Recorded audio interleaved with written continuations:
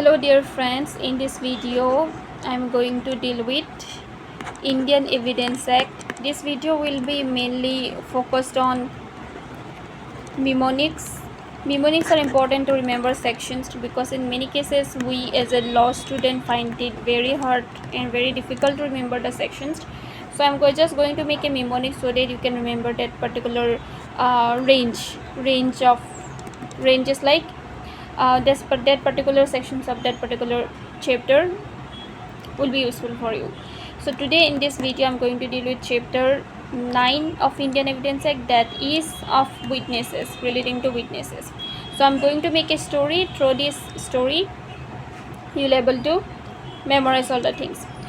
The ranges are from section 1182 134, 1182 134, 18 and 34.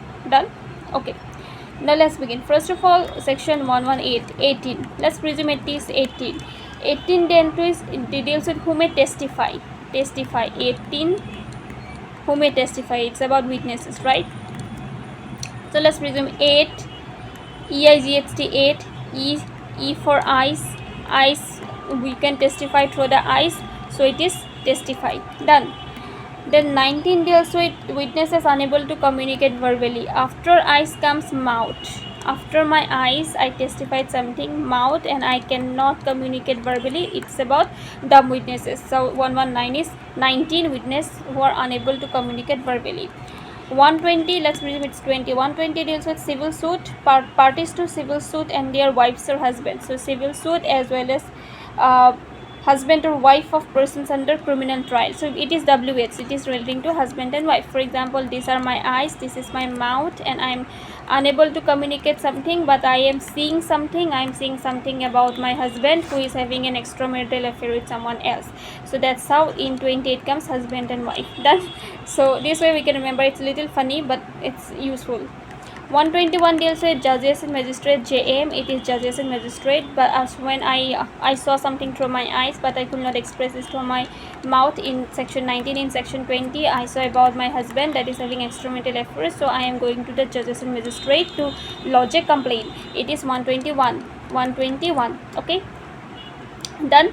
How will remember 18, 19 and 21? At the age of 18 I got married. Okay, and I saw something through my eyes. At the age of 19 I could not speak because I was very much abused and I could not speak up. It's like speak up. And at the age of 20 I really catch my husband having extramarital affairs, so husband and wife into civil and criminal suit. Then at the age of 21 I went to the judges and magistrate for filing a suit, right?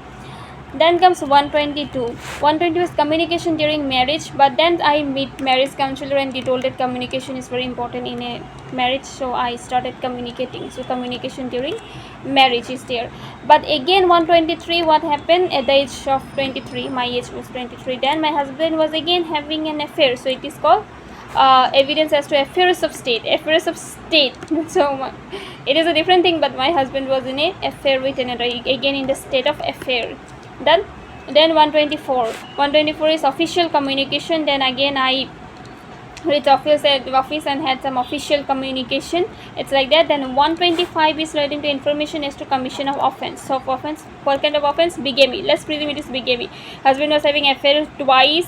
Then at the age of 25, like in 125, husband contracted another marriage, so it is called bigamy. That's why 125 is to communication as to information as to commission of offense. Okay, information as to commission of offense affair. Then 125 is professional communication.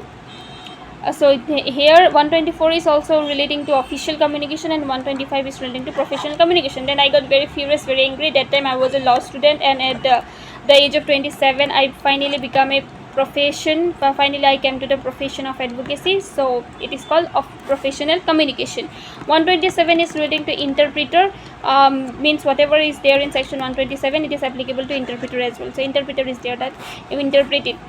So 129 is confidential communication with legal advisor. Since at the age of 127 I was furious and angry and I become an advocate, like it's called professional communication. That at the age of 129 is relating to confidential communication with legal advisor. I finally become a legal advisor, a very successful legal advisor. It's like that. 130 and 131 deals with production of what? Title deeds of witnesses not a party, and production of documents or electronic records with another. So these are some different sections. Okay, you try to remember. Then 132, witness not excused from answering on grounds that answer will incriminate. 132, at the age of 32 I become so mature. And 132 relates to 23 of the Constitution of India, that is, witness not excused from answering on ground that answer will incriminate. 133 is accomplice. 33, let's see, 3 and accomplice. So 3 is 2, right? There are 2 3, so there are two person committing crimes together, so it is called accomplice. 133 relating to provisions relating to accomplice. 134 is number of witnesses. 134, we can write it in a short code like 4n, that is number of witnesses. 4 here, 4 and number of witnesses. Done. That's all about this. Now I'm going to show you the sections here.